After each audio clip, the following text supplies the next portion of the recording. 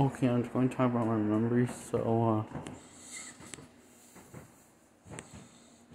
the voice, my, yeah, so, in the Dover school, in Medford school, that was Columbus, and also Lighthouse.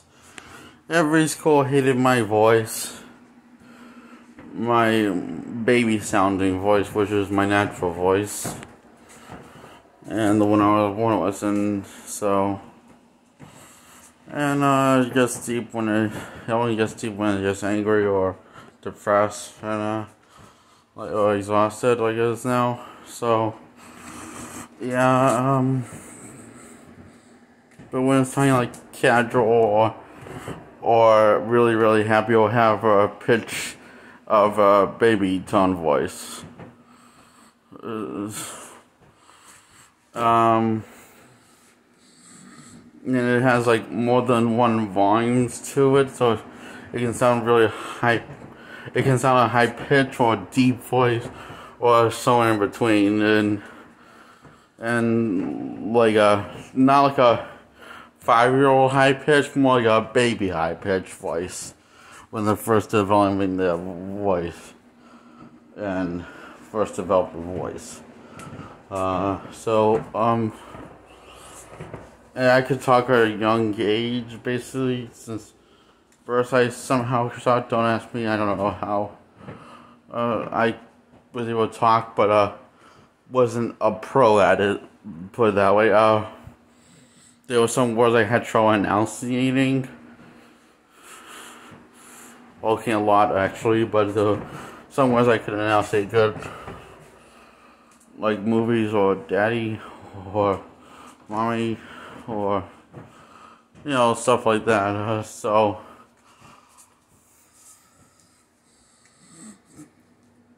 anyway, I told every school that they told me to use my big boy voice every school, except for preschool. Preschool was the only one that accepted my voice how it was. Dover School and Columbus, Lighthouse, which were all schools after preschool I went to, wanted to basically change my voice into something that doesn't sound like a functioning adult, because it doesn't sound like an adult voice, it sounds like a kid's voice. And in other words, this is what it sounded like when I was a baby. So yeah, it has more than one volume, so it has several volumes and several tones on it, depending on what mood I am. The more happy I am, the more bass it will sound, or more,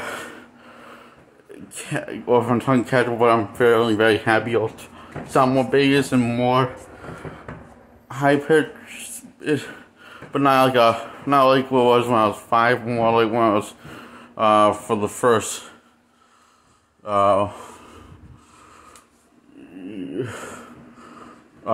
3 years of my life before I went on Depakote at age 4.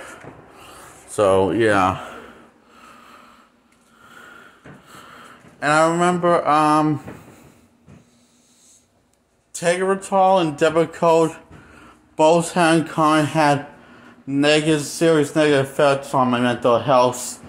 Mom said that was normal for having a negative effects on my mental health, and that's a normal sign with medicine, especially when it's the right kind. Mostly, for all medicine, it's the right kind. That's normal. That's just your body adjusting to it. For getting severely depressed and severely agitated and stuff. And my voice would get deeper for Depakote, but not really for Tegretol. If I remember correctly, Tegretol didn't really affect my voice, but it did affect my taste buds really badly, because Mom gave me too much of Tegretol by taking medicine out of the capsule and putting it into juice, like orange juice or milk, as in regular milk, or orange juice. There was no pulp, and that's the only thing she ever poured it, and it was that or the other. And when I was on Teratol, so figured she told me that's how you little babies are supposed to take it because they have trouble swallowing with medicine. So I believed her, of course. After all, I was only 2 when I went on Teratol for the first time, and 3 and 4 when I was on it, and 4 when I came off of it and went on Depakote procedures instead. But that affected my voice in a really negative way, and basically sounded a lot tremendously deeper than it should have sounded, which made my vocals swell up. And the swelling is still going down in my vocals. That's why time to time it sounds like really loud and deep. So, yeah. Luckily, the swelling hasn't been this down since 2002 when I was 5. As of right now, for my vocals, the swelling has gone down that much. Well,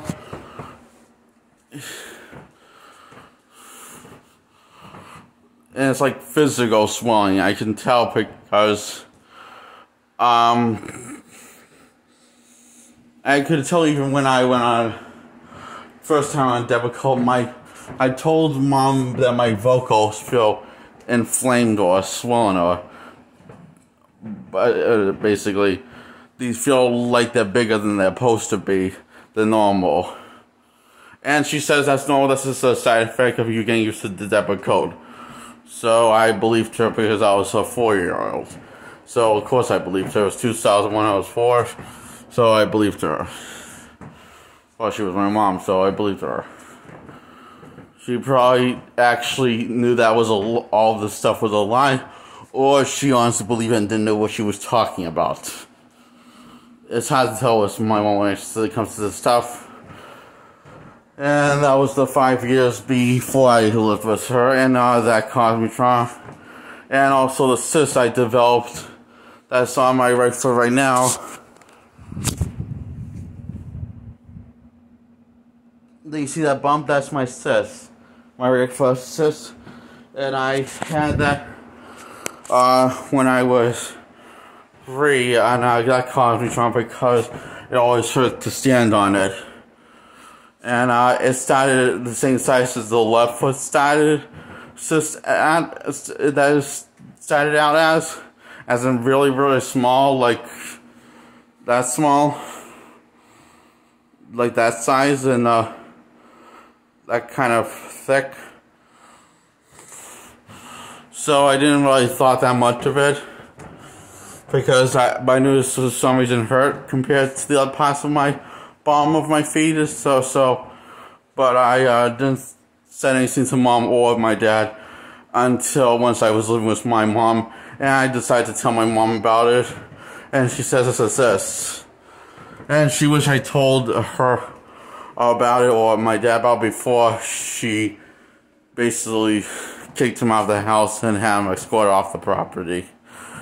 And because Vinny's is cheap with money and doesn't want to pay for health insurance because he's that cheap. And he had control over the bank, majority of the bank account that Mom was supposed to, but that Dad thought that Mom had, that took all money, but it was really Vinny because he had the main control over the bank account, and Mom didn't really have control over the bank account or share of the bank account that originally belonged to Dad, which was originally Dad's bank account. So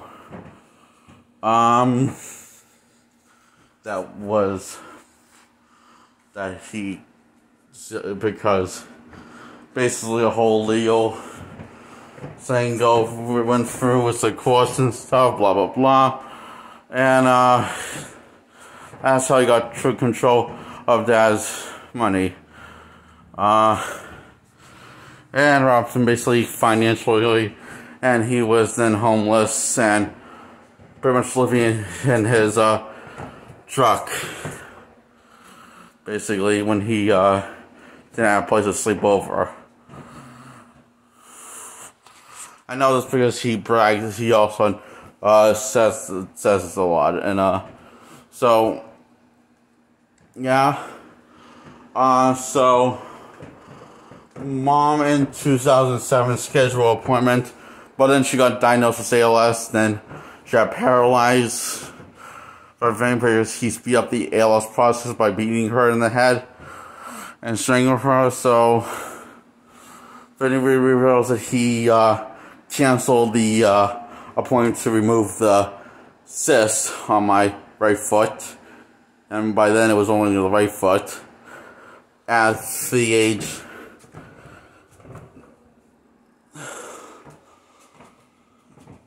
ten.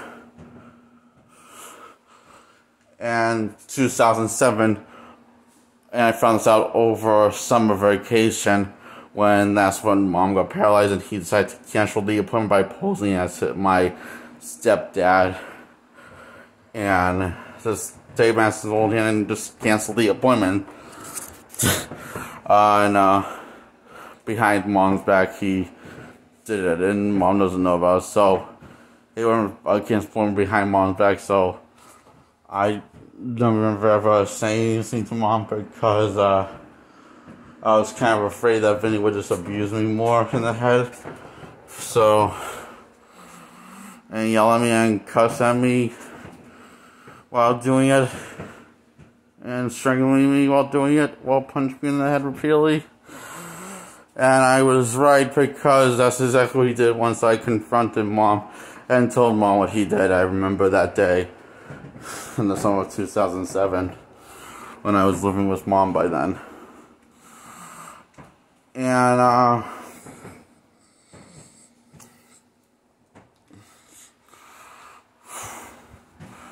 me and AJ took care of mom's bed sores, and by giving her hopping her in the bath and putting the shower on.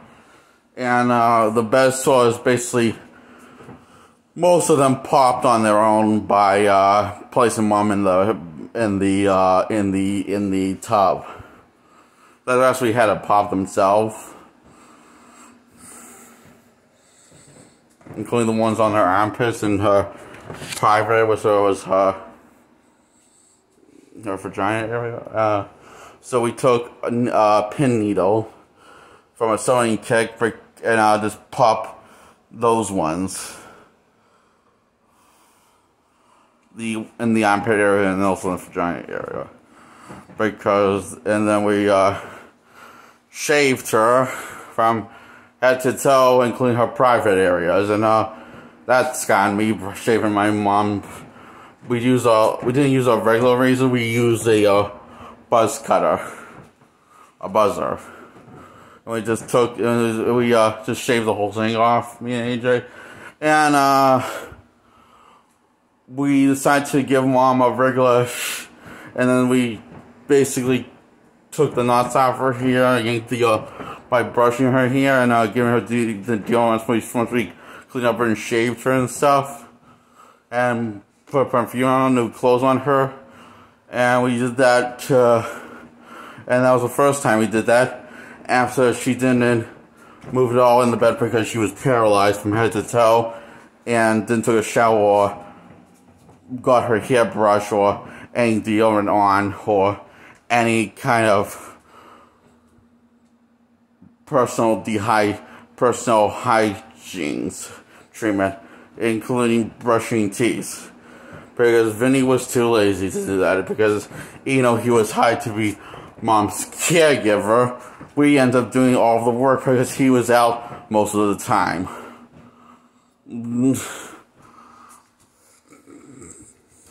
And we did it the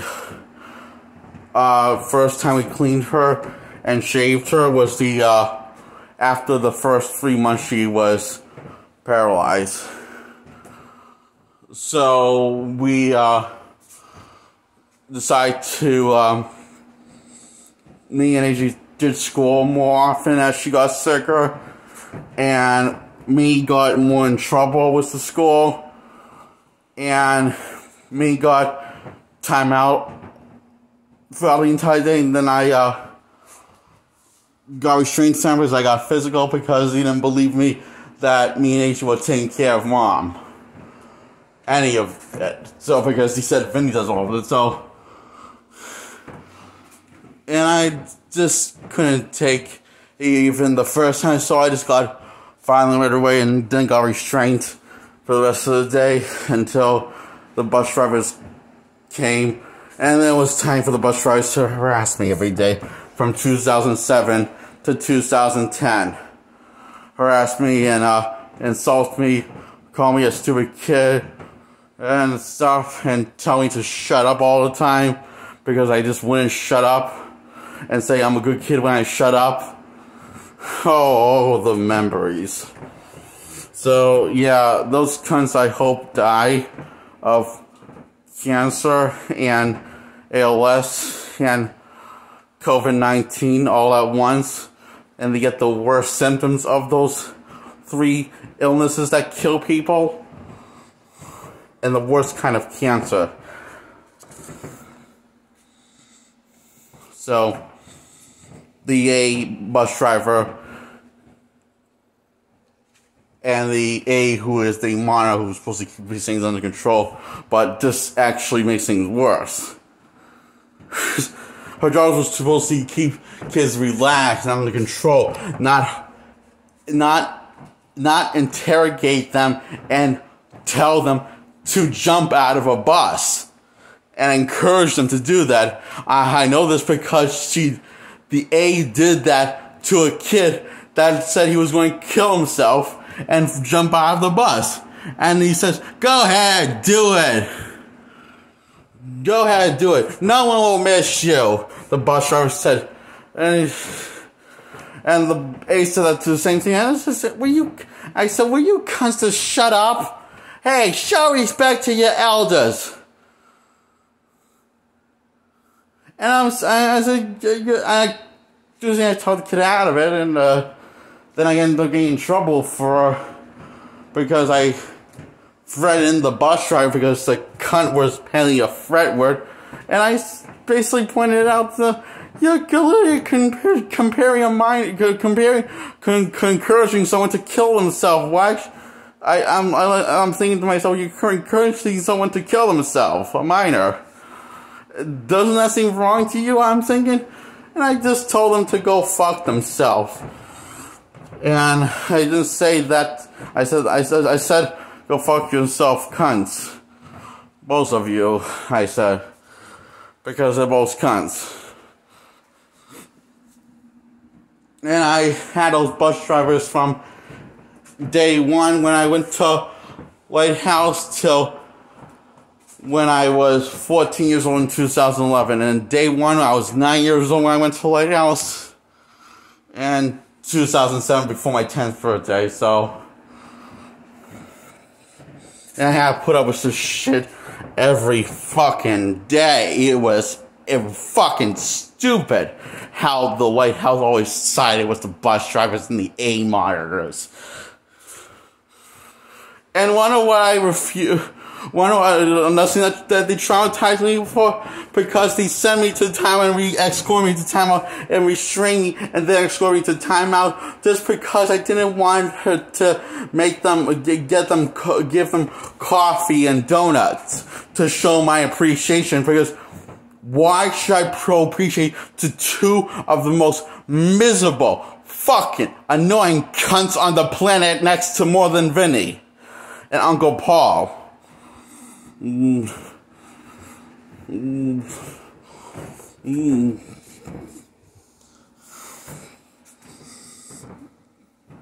I told them they don't deserve that. They don't deserve any of this treatment. They're horrible people, I said. So I got a code red. They call it code red, and they restrain me and escort me to timeout. And they don't listen to a single fucking word I have to say about my side of life. Just like if that's how it was every time to every kid in Lighthouse who is a student. How magical is that shithole? And so yeah. And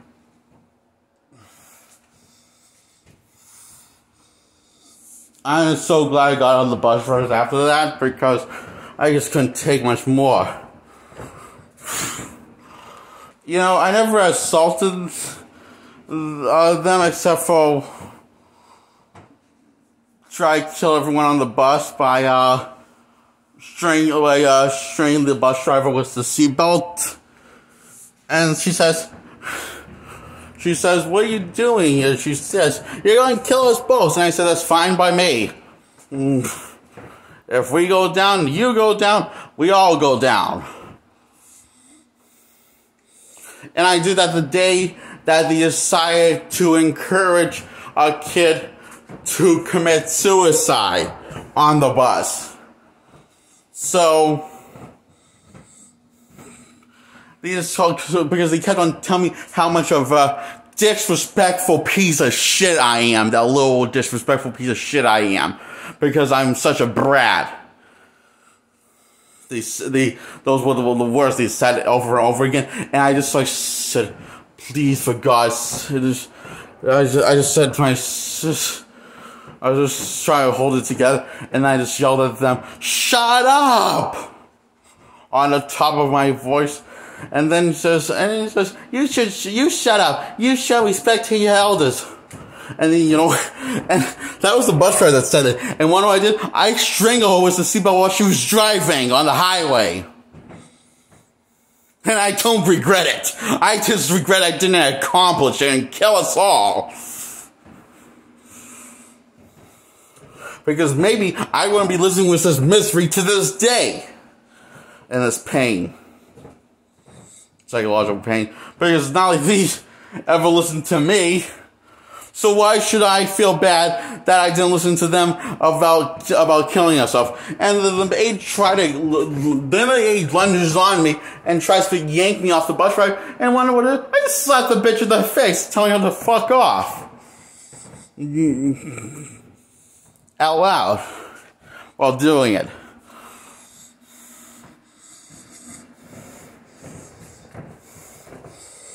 Then I punched her in the face, and I let go of the bus driver, and I decided to strangle the A, and had a bit of a violent episode, and kind of forgot about it once we got to the school. So, then I said that's why I wasn't violent, and then I remembered I was violent.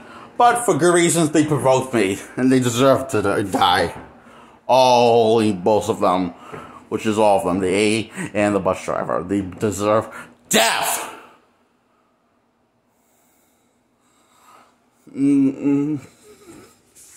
Okay, and that's, and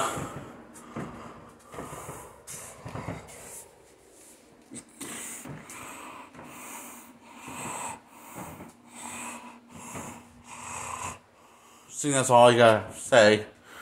Bye.